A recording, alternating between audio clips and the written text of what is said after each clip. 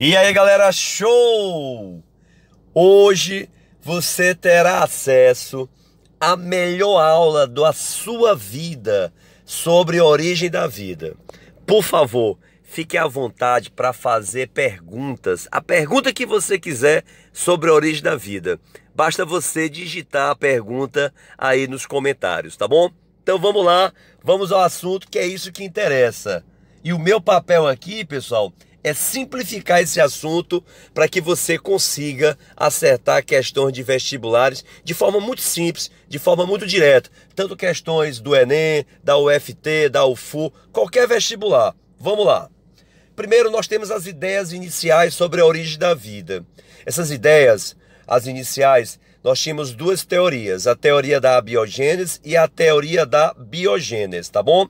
A teoria da abiogênese, o prefixo a significa sem, bio significa vida, gênese, origem, ou seja, a origem da vida sem a vida. Professor, como é que isso é possível? Os caras achavam que a matéria bruta, a matéria inanimada, por exemplo, um animal morto, uma pedra, poderia originar a vida. Por exemplo, Aristóteles estava na margem de um lago, via por trás de uma pedra pular um sapo, e ele dizia que aquele sapo vinha daquela pedra. Ou seja, olha só o absurdo, tá bom? Agora, para eles, para os defensores da abiogênese, para a matéria bruta originar a vida, era necessário uma força vital, um princípio ativo. Fique atento, a teoria da abiogênese também é chamada de geração espontânea. Para se opor à teoria da abiogênese, que foi aceita por mais de 2000 anos, surgiu a teoria da biogênese. De novo, bio, vida, gênese, origem, ou seja, a vida só deriva de um outro ser vivo pré-existente. Então eu tenho aqui a vida pré-existente e essa vida pré-existente dá origem aqui à vida. Ok, então o que é cobrado nos vestibulares? Os defensores dessas teorias. Então nós vamos ver cada ponto, os principais defensores, e aí você vai associar cada defensor à sua teoria. Vamos lá. Um cara que ficou muito famoso, defensor da abiogênese, foi o Van Helmont. Esse Van Helmont, ele chegou a criar uma receita para se gerar ratos. Como assim, professor? Como é que era essa receita para se gerar ratos? Segundo ele, se colocava no canto escuro de uma casa uma mistura de trigo com uma camisa suada.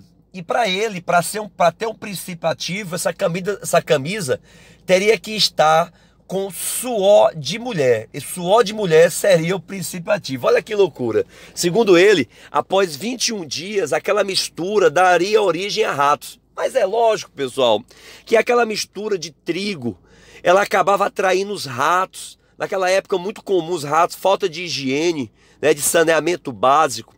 Então os ratos iam para o trigo comer, se alimentavam, lá se reproduziam. Depois de 21 dias tinha lá os filhotes dos ratos, que não tem nada a ver rato vir de camisa. Mas tudo bem.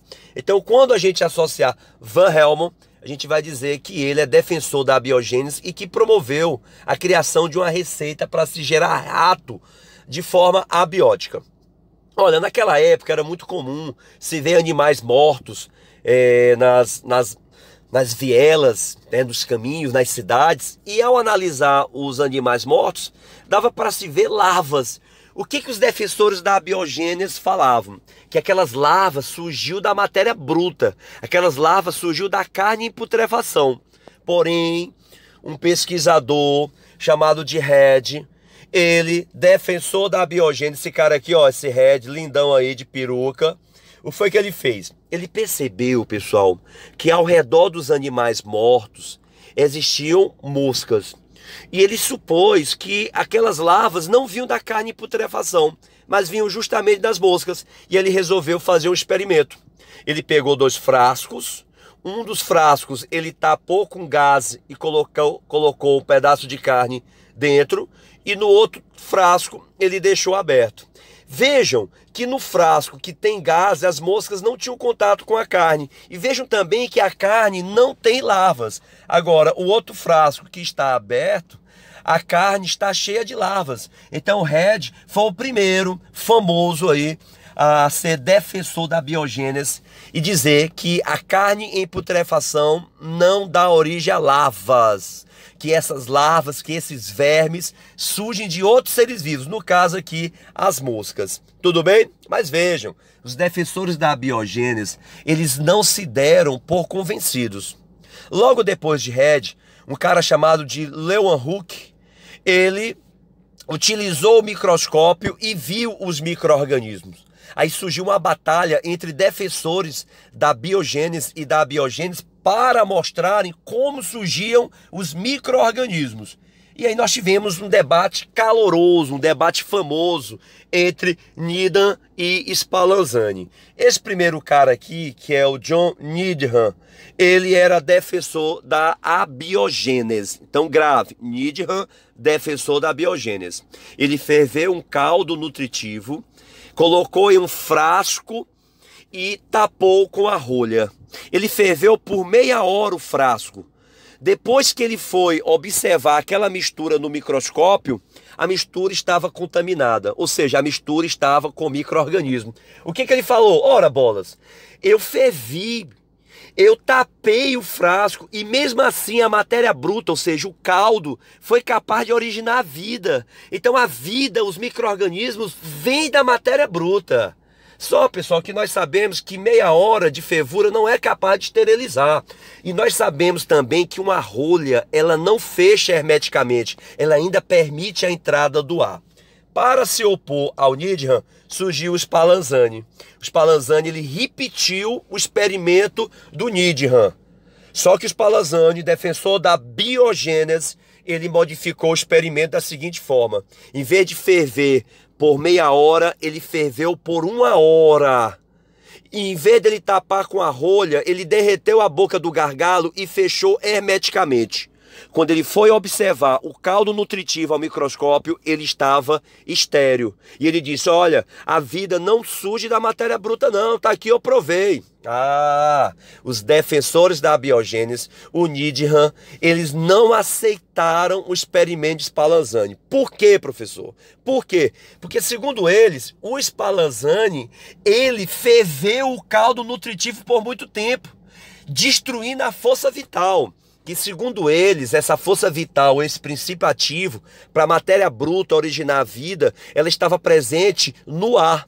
E como ele ferveu por muito tempo e impediu a entrada do ar porque ele fechou hermeticamente, ele havia destruído a força vital e assim a matéria bruta não poderia originar a vida. Mais uma vez, a teoria da biogênese se sobrepõe sobre a teoria da biogênese. Professor, quem foi que quebrou essa teoria da biogênese? Quem foi que acabou com essa conversa de forma definitiva? Foi um pesquisador, um cientista, um grande microbiologista chamado de Pasteur.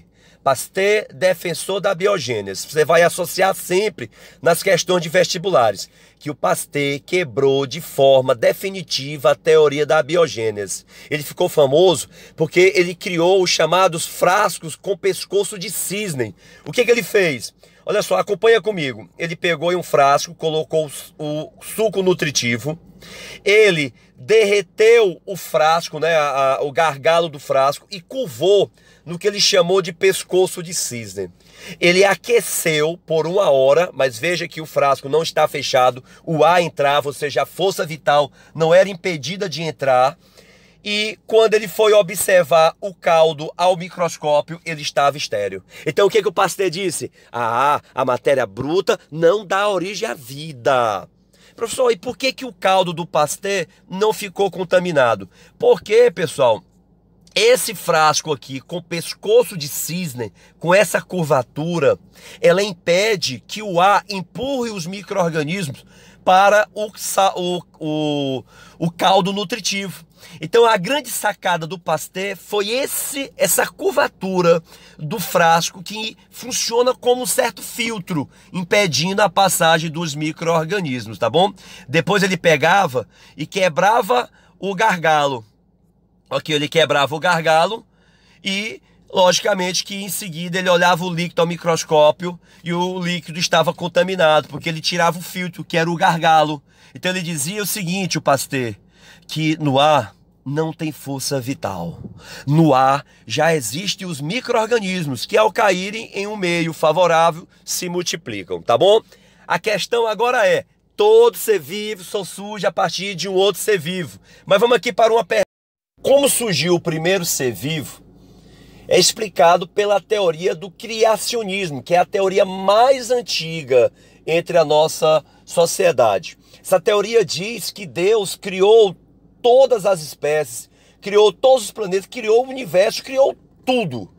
Professor, qual é a base dessa teoria do criacionismo? A base é a fé. Mas fé é pessoal, fé é própria de cada pessoa.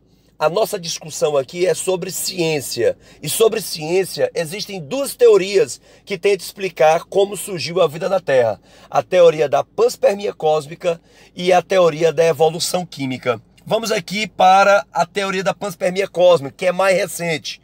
O que essa teoria promove? Que a vida ela não surgiu aqui na Terra. A vida surgiu no espaço e chegou até a Terra aderida a meteoritos. Só que qualquer ser vivo, qualquer partícula que entre em contato com a nossa atmosfera, ela entra em combustão. E as temperaturas aí ultrapassam os 2000 graus Celsius. E nenhum ser vivo conseguiria sobreviver a tamanha temperatura.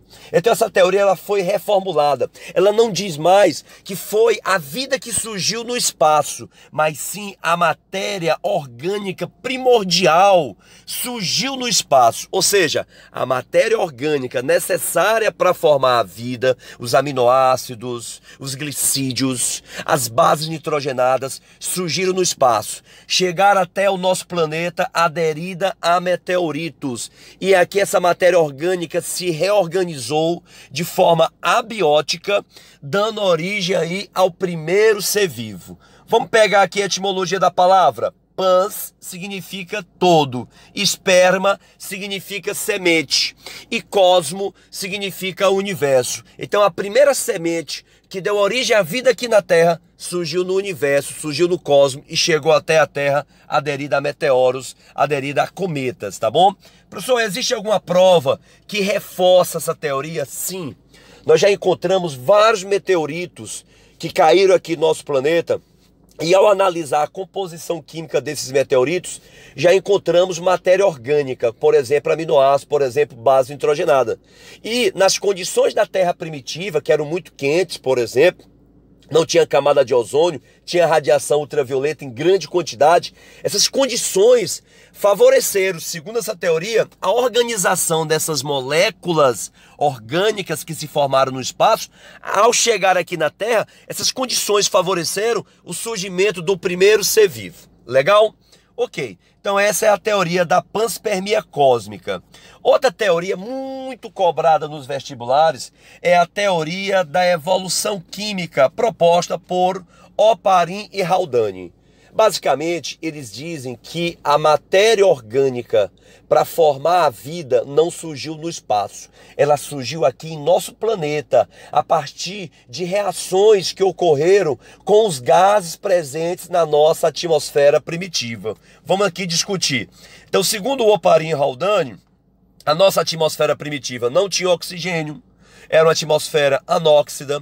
A nossa atmosfera era tóxica, por exemplo, ela tinha metano, que é um gás tóxico, ela tinha também o hidrogênio, ela tinha enxofre, que era liberado pelos vulcões, ela tinha vapor d'água, tinha gás carbônico e também possuía amônia. Ou seja, era uma atmosfera tóxica, uma atmosfera que tinha caráter redutora, porque ela era rica em hidrogênio, e era também uma atmosfera sem oxigênio, uma atmosfera anóxida, tá bom? E esses gases da atmosfera reagiram entre si e formaram as moléculas orgânicas, isso de forma abiótica, tá bom? Sem a presença de um ser vivo. Vamos ver aqui como é que seria essa organização. Primeiro, os compostos inorgânicos presentes nesses gases. Esses compostos inorgânicos se organizaram na atmosfera primitiva, dando origem a moléculas orgânicas simples. Essas moléculas orgânicas simples foram levadas para o interior dos mares primitivos, onde formaram moléculas orgânicas complexas. Por exemplo, os aminoácidos, que são moléculas simples, se organizam e formam as proteínas, que são moléculas complexas. Essas proteínas, através de uma micela, de uma membrana de água, se isolaram do meio, dando origem aos coacervados ou coacervatos. Vejam, pessoal, não confundam. Os coacervatos não foram os primeiros seres vivos. Por quê, professor? Porque eles não tinham material genético, eles não tinham capacidade de replicação, não eram células, não tinham uma membrana plasmática. Então os coacervatos não foram os primeiros seres vivos. Até que surgiu o primeiro material genético, que foi, no caso, o RNA e não o DNA. Todos os seres vivos no início tinham material genético de RNA, e surgiu também uma membrana semipermeável, uma membrana plasmática capaz de isolar esse material genético, e assim surgiu o primeiro ser vivo, tá bom?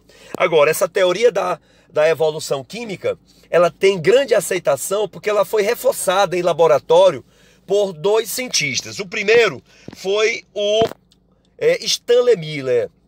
Esse cara, o Stanley Miller, ele simulou, através de um aparelho, a nossa atmosfera primitiva. Ele colocou em uma parte do aparelho água, onde ele aquecia, simulando os mares primitivos, que eram muito quentes. Essa água evaporava e formava um vapor d'água. Em um outro balão, você tinha os gases metano, amônia, hidrogênio e vapor d'água, e ele tinha eletrodos que disparavam descargas elétricas, simulando as radiações ultravioletas e a grande quantidade de raios que tinham na atmosfera primitiva.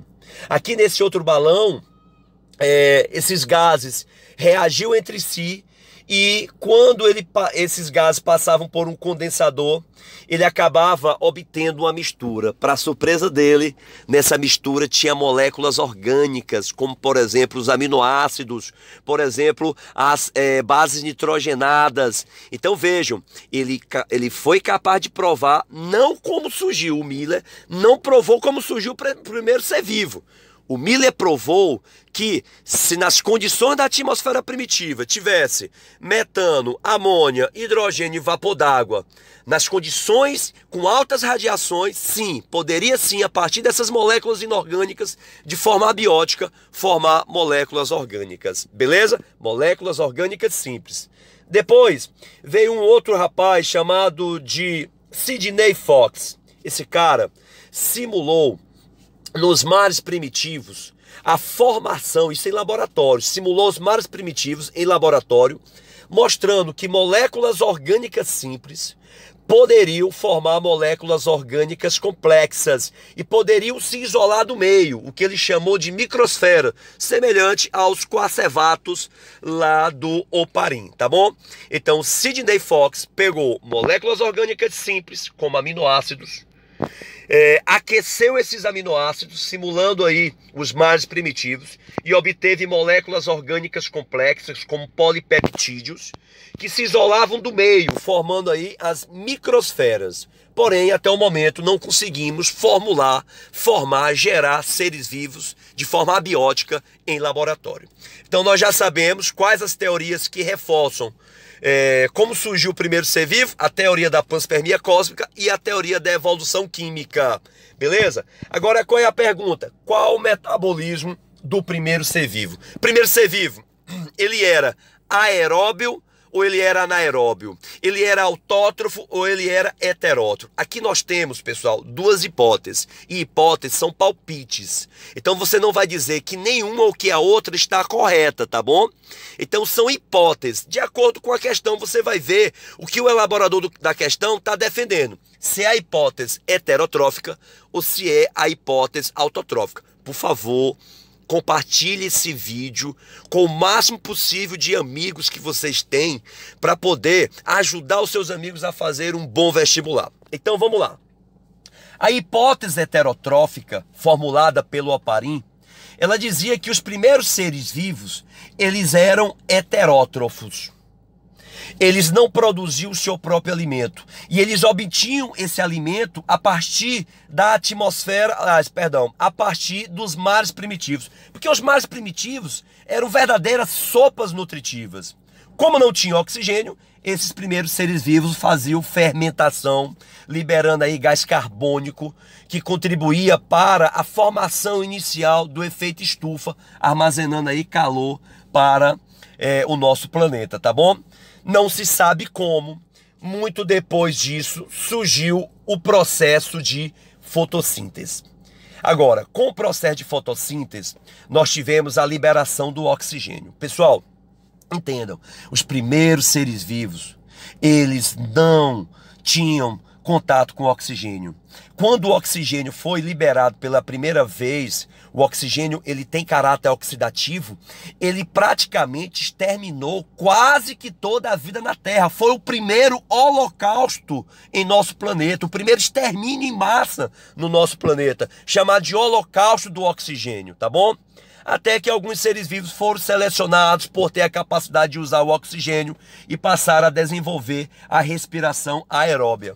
Outra coisa interessante, pessoal, é que com o oxigênio, aumentando a sua concentração em nossa atmosfera, foi possível formar a camada de ozônio, que passou a filtrar os raios ultravioleta, assim já reduzindo a temperatura em nosso planeta e reduzindo também as mutações, porque a radiação ultravioleta em grande quantidade ela é muito mutagênica. Agora, esse oxigênio, como eu falei, permitiu o surgimento da respiração aeróbia. Professor, e qual é a vantagem da respiração aeróbia? Porque a fermentação, pessoal, ela libera apenas 2 ATPs por mol de glicose. Já a respiração libera cerca de 38 ATPs por mol de glicose. Então, com essa liberação de mais energia para os seres vivos, eles puderam se diversificar mais. Inclusive, depois puderam sair de uni para multicelulares. Beleza? Então, essa é a hipótese heterotrófica. Primeiro ser vivo eram heterótrofos, anaeróbios e obtinham o alimento dos mais primitivos. Uma hipótese mais recente é a hipótese autotrófica, mas por favor não confundam. Apesar de ser hipótese autotrófica, o primeiro ser vivo aqui no caso, ele não era autótrofo fotossintetizante. Entendo, a fotossíntese só surgiu muito depois que a vida surgiu em nosso planeta, tá bom? Então, o primeiro ser vivo ele era autótrofo, anaeróbio e ele fazia quimiossíntese. Ele era quimiolitoautotrófico. Ele fazia quimiossíntese a partir de substâncias químicas que eram liberadas do interior dos mares primitivos, lá no fundo dos mares primitivos. E aí ele conseguiu produzir o próprio alimento. Depois disso surgiu a fermentação, lá nos heterótrofos, e logo depois surgiu a fotossíntese, liberando oxigênio, formando a camada de ozônio e permitindo aí a respiração aeróbia. Agora vejo que ambas as hipóteses, a autotrófica e a heterotrófica, pessoal, elas vão aqui divergir quanto ao primeiro ser vivo. Depois, o processo continua o mesmo para ambas. Para a hipótese heterotrófica, o primeiro ser vivo era heterótrofo e fazia fermentação. Para a hipótese autotrófica, o primeiro ser vivo era autótrofo, não fazia fotossíntese, fazia a quimiossíntese, beleza? Agora, o que eu quero mostrar aqui para vocês, galera, é o seguinte. A teoria endossimbiótica de Lynn Margulis tem caído demais. Essa moça arrebentou, tem caído demais nos vestibulares, no Enem, FUVEST, UFU, Unicamp e vários vestibulares. A Lynn Margulis, ela promoveu uma teoria chamada de teoria endossimbiótica, que ela explica que os cloroplastos e as mitocôndrias derivam de bactérias. Elas foram fagocitadas por células procarióticas, as mitocôndrias, aliás, as bactérias, e deram origem aí aos cloroplastos e as mitocôndrias. Vamos tentar entender mais ou menos essa teoria aqui da Lynn Margulis. Antes de falar sobre a teoria dela, tem um reforço. Como é que a Lynn Margulis chegou a essa conclusão de que cloroplastos e mitocôndrias foram bactérias no passado? As duas grandes provas é que mitocôndrias e cloroplastos têm DNA próprio e é um DNA circular. E DNA circular nós só encontramos em bactérias. A segunda prova é que mitocôndrias e cloroplastos têm seus próprios ribossomos. E são ribossomos com uma organização, atente, com uma organização 70S. E organização 70S nós também só encontramos em bactérias. Então são duas provas irrefutáveis. Agora vamos dar uma olhadinha mais aqui na teoria. Primeira coisa, lembremos que as primeiras células que surgiram em nosso planeta eram células procarióticas, eram células, né, de bactérias procarióticas, aquelas células que não têm carioteca, que não têm núcleo organizado. Um cara chamado de Robertson promoveu o seguinte: como é que surgiu a carioteca? Segundo ele, a membrana plasmática das células foi sofrendo invaginações. E essas invaginações, como você pode perceber aqui nessa imagem, elas foram formando as organelas membranosas do citoplasma. Por exemplo, foram formando essas invaginações, foram formando os lisossomos, o complexo de Golgi, o retículo endoplasmático, e também foi delimitando o núcleo, formando aí a carioteca. Então, a célula procariótica deu origem à célula eucariótica, aquela célula que tem núcleo organizado, a partir de invaginações da membrana plasmática. É a teoria de Robertson.